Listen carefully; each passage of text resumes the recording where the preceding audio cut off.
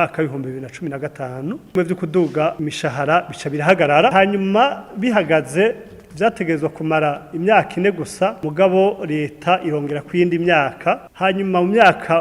mwaka wa 2022 mu kwindwi mwaka wa 2022 barabirekurira abakozi bamwe bagengwa n'itegeko ry'abakozi ba leta hanyuma aca batubwira abandi bagengwa n'amategeko amwe y'amategeko yihariwe bimwe bita mu Gifaransa les institutions à statut spéciaux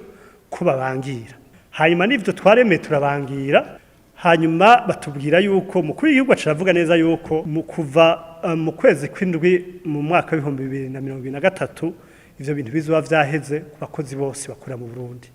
ariko ivyagiye kudutangaza nuko nubundi bitabaye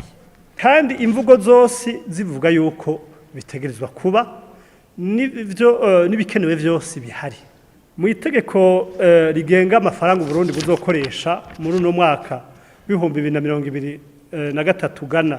2024 haranditse yuko ivyo bibazo bitegerezwa gutorerwa amahera yavyo yategekanijwe mugabo ko asigaye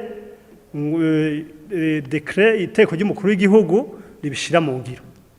iryo teko rero rikaba ryari kuba ryabonetse mu kwezi kwa gatandatu canke n'imiburi buri mu ntango zo kwezi kw'indwi baguma tubwira rero ngo ryariboneke nico gituma mu vyo twategerezwa kubwira abakozi no munsi turavye ivyo mushikanganje yatubwiye